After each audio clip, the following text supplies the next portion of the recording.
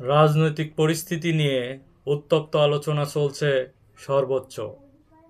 এরই মধ্যে অন্তর্বর্তী সরকারের উপদেষ্টা মাহফুজ আলমের ফেসবুক স্ট্যাটাস ভাইরাল হয়েছে, যা নতুন করে চিন্তা এবং খোরাক জুগিয়েছে তার ভক্ত এবং সমালোচকদের। এছাড়া ফ্যাসিবাদের পুনরুজ্জীবিত এবং জুলাই বিরোধী শক্তি শিরোনামে এই পোস্টে তিনি দেশের বর্তমান অবস্থা এবং ভবিষ্যতের গভীর উদ্বেগ প্রকাশ করেছেন, জানিয়েছেন নিজের চিন্তারও কথা। মাহফুজ আলম বলেন, জুলাই অভ্যুত্থানের যে ছিল সর্বস্তরের মানুষের সম্মিলিত মিলন মেলা, কিন্তু এখন দেশে নতুন করে বিভিন্ন ষড়যন্ত্র শুরু হয়েছে এবং ফ্যাসিবাদ এবার তারা চেহারা বদলে ভিন্ন রূপে ফিরে আসতে চাইছে, আবার নতুন করে সক্রিয় হতে চাইছে এই ফ্যাসিবাদীরা।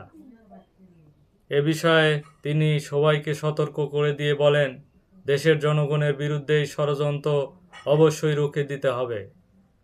বাংলাদেশ তথা বাংলাদেশের জনগণের বিরুদ্ধে বিভিন্ন ষড়যন্ত্র চলছে, এই ষড়যন্ত্রকে তিনি রুখে দেওয়ার কথা বলছেন। কালচারাল ফ্যাসিজম এবং পুরাতন অর্থনৈতিক ব্যবস্থার বিরুদ্ধে আমাদের নিরন্তর লড়াই চালিয়ে যেতে হবে। আমরা সেটা চালিয়ে যাচ্ছি এবং সামাজিক ফ্যাসিবাদ বনাম সেকুলারিজ শক্তি ভণ্ডামি আমাদের উন্মোচন করতে হবে। তা না হলে এ প্রজন্মকে চিরতরে পিছিয়ে দেওয়া হবে এবং বিচ্ছিন্ন করা হবে বলে তিনি মন্তব্য করেন। সরকারের পক্ষ থেকে মাহফুজ আলম জানান, এই সরকার 150টিরও বেশি আন্দোলন মোকাবেলা করেছে ইতিমধ্যে। এছাড়া বিভিন্ন মোকাবেলা করে ধ্বংস হয়ে যাওয়া অর্থনৈতিক আবার বাঁচিয়ে তুলছে। আগ্রাসী পররাষ্ট্রনীতির বিরুদ্ধে বুক চিতিয়ে দাঁড়িয়ে রয়েছে নতুন করে এই বাংলাদেশ।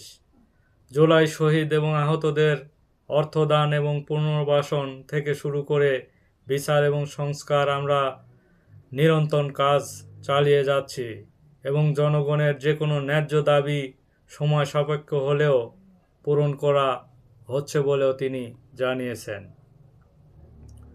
এছাড়া সতর্কবার্তা দিয়ে তিনি বলেন, আমরা যেদিন আবার রাজপথে নেমে আসব, সেদিন প্রতিদিনের ডায়েরিতে ঢুকে রাখা হবে আমাদের দিন রাতের কাজগুলো, আমলনামা নিয়ে জনগণের সামনে আসব। কিন্তু আমরা জুলাই বিরোধী শক্তি যাবে কোথায়? জুলাইয়ের মৃত্যু সেজে জুলাইয়ের পিঠে ছুরি চালানো এবং হস্তান্তর পালাবে কোথায়? আমাদের তাদের আমলনামাও আমরা রেখেছি বলেও তিনি বলেছেন। এবং ভাব আদর্শ এবং ভিন্ন আদর্শের পাতানো খেলায় নেমে যেভাবে আচ্ছন্ন করে রাখলেন বাংলাদেশের সম্ভাবনাকে, এবার জবাব দিবে জনগণ। সময় থাকতে মিত্রদের জড়ো করুন এবং শত্রুদের চিহ্নিত করুন বলেও তিনি মন্তব্য করেছেন।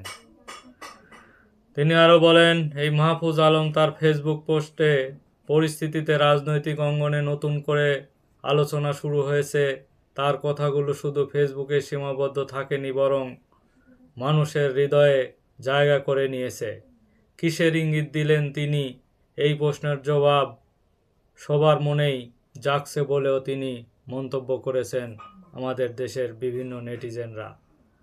যে অনেক দিন পর ফেসবুক স্ট্যাটাসে তিনি বিভিন্ন পোস্ট দিয়ে থাকেন, তারই ফলশ্রুতিতে তিনি আজকে একটি পোস্ট দিয়েছেন, যে পোস্টটি সামাজিক যোগাযোগ মাধ্যমে সঙ্গে সঙ্গে ভাইরাল হয়ে যায়।